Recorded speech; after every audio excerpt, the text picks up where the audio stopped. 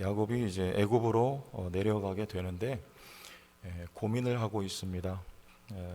우리 45장 28절 마지막 절에 보면 이스라엘이 이르되 조카도다 내 아들 요셉이 지금까지 살아있으니 내가 죽기 전에 가서 그를 보리라. 이것이 애굽으로 가야 했던 이유입니다. 이 요셉이 살아있다는 소식을 듣고 사랑하는 아들 요셉을 내가 꼭 봐야 되겠다, 보러 가리라. 그런데 한편 발목을 붙잡는 것은 하나님의 허락이 떨어지지 않으면 움직일 수 없는 땅이 바로 이 가나안 땅, 약속의 땅이었기 때문입니다. 혹시 이 땅을 떠났다가 밧단 아람으로 갈 때에 내가 너를 다시 이곳으로 돌아오게 하리라 베델에서 만난 하나님이 말씀을 하셨죠. 그리고선 힘들게 돌아왔던 발걸음인데 이제 다시 이 가나안 땅을 떠나서 애굽으로 가야 할 때 걱정도 되고 또 망설여지기도 하고 그리고 두려워할 수밖에 없었던 야곱이었던 것을 오늘 우리는 말씀을 보게 돼요. 1절에 보면 야곱이 브엘세바에 이르러 그의 아버지 이삭이 하나님께 희생 제사를 드립니다. 이 브엘세바는 이스라엘 땅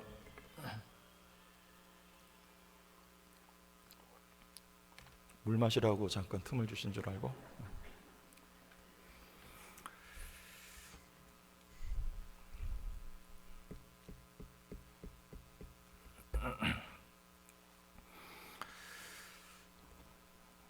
어디까지 했는지 아세요?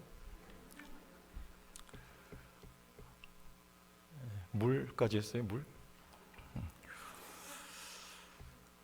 여기까지 1절 하다 말았어요. 브엘세바는 이스라엘 땅 최남단이죠. 최북단은 단. 그래서 성경에 단에서 브엘세바까지 이런 표현이 종종 나옵니다.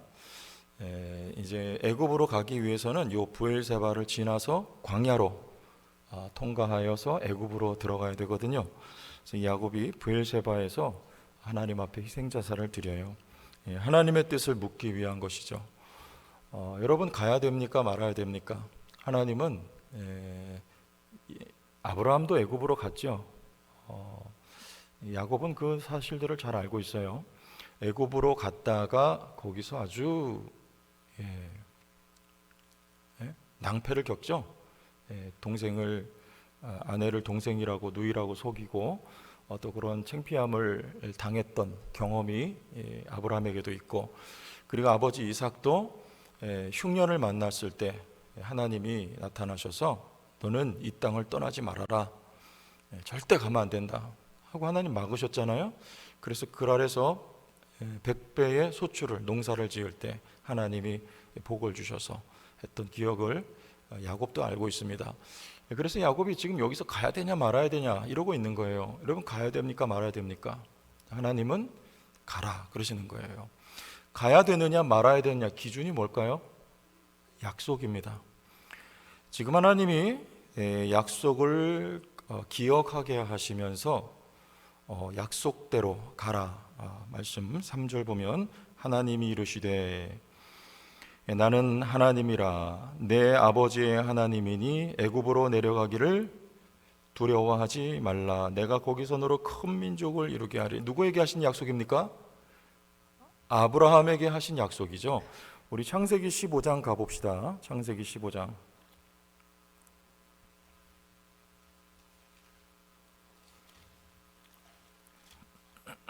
15장 13절과 14절에 하나님이 아브라함에게 하셨던 약속이에요. 같이 읽어보세요. 시작. 여호와께서 아브라함에게 이르시되 너는 반드시 알라 내 자손이 이방에서 객이 되어 그들을 섬기겠고 그들은 400년 동안 내 자손을 괴롭히리니. 잠시 몇백 년 동안?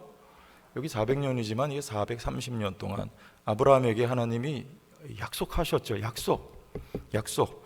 그들을 섬기는 나라를 내가 징벌할지며 그 후에 내 자손이 큰 재물을 이끌고 나오리라는 일찍이 하나님이 아브라함에게 약속을 하셨어요. 그 약속 따라 그 약속이 이루어지는 시작점 지금 여기입니다. 하나님의 약속이면 가야 되고 하나님의 약속이 아니면 가서는 안 되는 거였죠. 흉년이 있어도 이 이유 말고는, 죽게 됐어도 가면 안 돼요. 약속의 땅은 가나안 땅이기 때문에 거기 머무르면 하나님이 모든 것을 책임지시는데, 지금은 애굽으로 이스라엘이 가야 될 이유, 약속이 있었기 때문입니다. 여러분, 우리 성도들도 마찬가지입니다. 하나님의 약속이 있으면 여러분 돼요. 우리는 움직일 수 있고, 하나님의 약속이면 멈출 수 있고, 하나님 약속 따라 사는 사람들입니다. 하나님의 약속이 있으면 첫 번째, 두려워할 필요가 없어요. 우리 3절을 다시 한번 보면 하나님이 뭐라고 말씀하십니까? 두려워하지 말라. 내가 너로 거기서 큰 민족을 이루게 하리라. 왜 두려워하지 말아야 됩니까? 두려워할 이유가 없습니다. 약속이 있으면 그래요.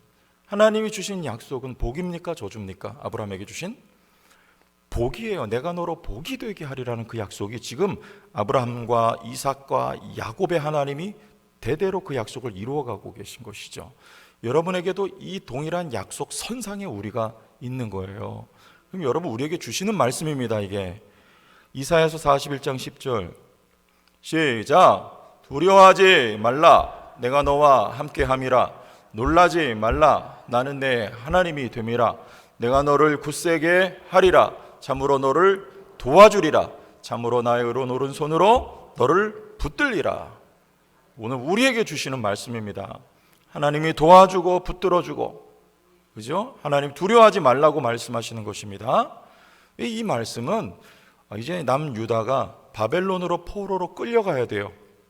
그때 즈음에 하나님이 이사야를 통해서 주신 약속의 말씀입니다. 바벨론으로 포로로 끌려가는 것은요, 두려워할 만하지 않습니까? 하나님 두려워하지 말라는 것입니다. 약속이 있기 때문입니다. 바벨론으로 포로로 끌려가는 건 망하는 발걸음이 아니고, 거기서 하나님이 내 백성을 새롭게 창조하시겠다는 약속이 있기 때문에, 하나님의 약속의 대상은 누굽니까? 우리들이에요. 예수 그리스도며, 그러면 예수 그리스도는 하나님 왜 이 땅에 보내주셨습니까? 우리들이 목적이에요. 하나님의 약속의 대상은 바로 성도입니다. 우리는 그래서 언약 백성이에요. 여러분, 내가 하나님의 약속의 대상이란 말입니다. 어떤 약속? 복이 되게 하리라. 복을 받게 하겠다. 여러분, 약속 믿으세요. 두려워하지 마세요. 하나님 여기 우리 46장에도 말씀하시는 거예요. 앞에서 계속 말씀하세요. 큰 민족을 이루게 하겠다. 네? 여기 보세요. 두려워하지 말라. 거기서 너로 큰 민족을 이루게 하리라. 애굽에 가서는요, 역시 하나님의 목적은, 이유는 백성입니다. 백성, 이스라엘이에요. 그래서 오늘 야곱이라 하지 않고 여기 이상 중에 누구에게? 이스라엘에게 나타나서, 야곱으로 말미암아 지금 몇 명이요? 70명이에요. 세 보니까 맨 마지막에 27절 보니까 야곱의 후손들 애굽에 들어간 숫자가 70명이에요. 이거는 완전수죠. 하나님이 그 백성을 완전하게 하시겠다는 약속이 담긴 숫자 70명이에요. 거기서 수가, 백성의 면모가 길러지는데 그건 곧 성장입니다. 번성이며 수가 늘어나는 거예요. 애굽에서는 그러합니다. 즉 한마디로 목적은 뭐예요? 애굽에 들어갔을 때 하나님의 사랑하는 백성을 백성답게 만들겠다는 것입니다. 우리를 향한 하나님의 약속 동일한 것이죠. 하나님의 사랑하는 백성을 백성답게 만들겠다. 그러니까 하나님의 백성과 관련해서는 그 백성 안에 누구도 들어있다? 나도 들어있다. 나도. 여러분도 들어있습니다. 그러니까 두려워하지 마세요. 요한복음 10장 28절 같이 보실까요? 시작. 내가 그들에게 영생을 주는, 누구에게? 여러분들에게 약속이에요. 시작. 영원히 멸망하지 아니할 것이요 또 그들을 내 손에서 빼앗을 자가. 아멘. 그들이 누굽니까? 여러분들이에요. 이 하나님 약속이란 말입니다. 주님의 손에서 빼앗을 자가 없습니다. 주님이 여러분들을 꼭 붙들고 계십니다. 놓으실까요? 안 놓으실까요? 놓지 않습니다. 이 하나님의 약속이, 하나님의 약속은요 백성들과 관련된 거예요. 백성들과 관련해서는 하나님의 약속하신 말, 두려워하지 말아라. 내가 너를 도와주리라. 내가 너와 함께하리라. 내가 너를 밀어주리라. 내 백성 건드리지 말아라. 내 백성은 내 눈이다. 눈. 그럼 눈에 뭐가 팍 들어가면 어떻게 돼요? 눈이 막 깜빡깜빡하고 물로 씻어내고 눈을 보호하지 않습니까? 여러분들 하나님 눈이라고요. 건드리지 말아요. 건드리지 마라. 내가 내 백성을 지키겠다. 영원토록 내가 그들과 함께 하겠다. 두려워하지 말라고 하나님이 여러분에게 주시는 말씀입니다. 하나님이 요셉을 왜 애굽으로 먼저 보내셨습니까? 하나님의 백성을 위하여 먼저 보내신 거예요. 하나님은 하나님의 백성을 위하여 만세전에 계획을 세우시고 그 계획대로 차근차근히 하나님이 이루어가고 계시다는 것입니다. 약속이 있느냐? 대답해 보세요. 약속이 있습니까? 약속은 누구예요? 예수 그리스도면 여러분이란 말입니다. 여러분을 하나님이 백성답게 하고 지키고 하나님이 새롭게 만들겠다. 그래서 사명 감당하게 하겠다. 여기에 우리에게 향한 하나님의 약속이에요. 두려워하지 마십시오. 두 번째는 형통하리라. 하나님의 약속이 있는 백성. 4절 같이 읽습니다. 시작. 내가 너와 함께 애굽으로 내려가겠고 반드시 너를 인도하여 다시 올라올 것이며 그랬어요. 함께, 이 말은요 요셉의 생애 가운데 늘 따라다녔어요. 여호와께서 요셉과 함께. 그러면 붙어 나오는 단어가 뭡니까? 형통했다. 요셉의 형통은 하나님이 함께 한 것이고 하나님이 함께 하셔서 그 발걸음을 인도하셔서, 형통은 다시 말씀드립니다. 따라합시다. 나를 통해. 여기 15분 계십니까? 다시 나를 통해 하나님의 계획이 이루어져 간다. 요게 형통이에요. 그 일을 위해서 나를 통해 하나님의 계획이 이루어갈 수 있도록 하나님이 함께 하신다는 거예요. 내가 너와 함께 애굽으로 내려가겠다. 누구와 함께요? 야곱과 함께, 요셉과 함께, 오늘날 여러분들과 주님이 함께 하세요. 요셉의 형통은 함께 하는 거예요. 하나님의 뜻이 이루어지는 거예요. 모세의 형통은 하나님이 모세와 함께 하신다는 사실. 출애굽기 3장 12절. 3장 출애굽기 3장 12절. 하나님이 이르시되 내가 반드시 누구와? 너와, 너는 모세와 함께 있으리라. 여러분, 이게 형통입니다. 모세가 하나님 내가 누구가 한데, 하나님 저는 갈 수 없습니다. 저는 입이 뻣뻣합니다. 저는 나이가 들었습니다. 그러나 내가 너와 함께 하리라는 말씀은요, 내가 너를 통하여, 누가? 나 여호와가. 출애굽기 3장을 보세요. 거기는요 주어가 나입니다. 나는 여호와 하나님입니다. 너가 아니라 나야.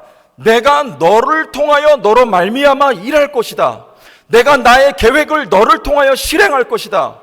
그러므로 너는 형통할 것이다. 이 말씀이거든요. 나의 형통은요, 마태복음 28장 19절 20절. 이거는 계속 읽어도 돼요. 시작. 그러므로 너희는 가서 모든 민족을 제자로 삼아 아버지와 아들과 성령의 이름으로 세례를 베풀고 내가 너희에게 분부한 모든 것을 가르쳐 지키게 하라. 볼지어다 내가 세상 끝날까지 너희와 항상 함께 있으리라 하시니라. 아멘. 여러분과 항상 함께 계십니다. 1차적으로 여러분의 목표입니다. 여러분이 예수의 제자가 되어야 되는 것, 만들어져야 되는 것, 그리고 나로 말미암아 또 제자가 삼아져야 되는 것, 하나님의 백성이 언약의 내용이라니까요. 그것을 위해 주님이 함께 계시겠다. 그 말은 우리가 하는 것이 아니고 우리를 사용하시겠다. 나를 통하여 나의 계획을, 나의 언약을 너를 통하여, 성도교회를 통하여 내가 이루겠다. 하나님, 우리가 부족한 것이 이것이 있습니다. 하나님, 우리 입이 둔합니다. 하나님, 우리는 나이가 먹었습니다. 하나님, 우리는 이러이러합니다. 그러나 괜찮습니다. 누가요? 주어는 누군가요? 나요, 나. 여호와 하나님이 성도교회를 통해서 하겠다는 거예요. 못 막습니다. 길이 열려집니다. 홍해가 갈라집니다. 대적이 쓰러집니다. 하나님의 약속이란 말이에요. 그게 형통이에요. 성도교회를 통해서 하나님의 일이 실현되는 거.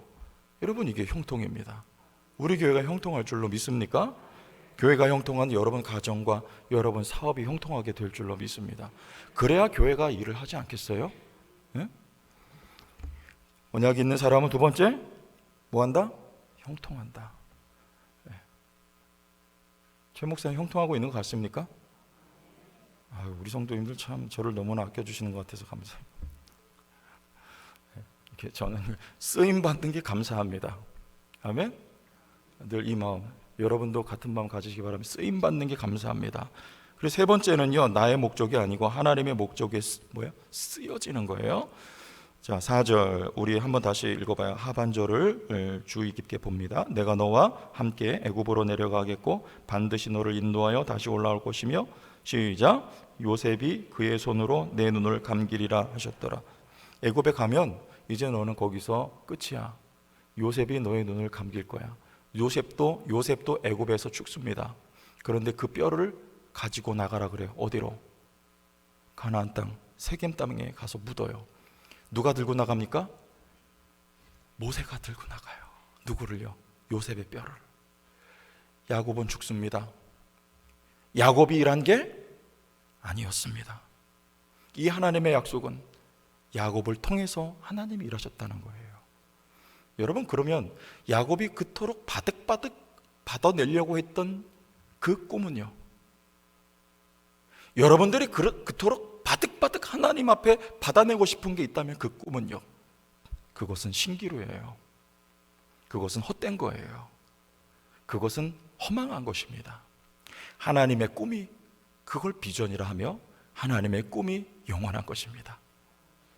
야곱은 여기서 끝나지만 하나님은 요셉을 통해 그의 눈을 감기고, 요셉도 여기서 끝나지만 하나님은 모세를 세워 요셉의 유고를 가지고 가나안 땅에 들어가게 하고, 모세는 가나안 땅을 눈앞에 두고 그의 몸이 건강하였지만 거기서 끝쳐지지만 여호수아를 통해 하나님은 가나안 땅에 이스라엘 백성을 데리고 들어가게 하고, 여호수아가 그쳐지지만 여러분 사사들을 통해, 사무엘을 통해서, 다윗을 통해서, 오늘 이 시대 여러분들을 통해서 하나님은 당신의 꿈을 계속해서 성취해가고 계시다는 것입니다.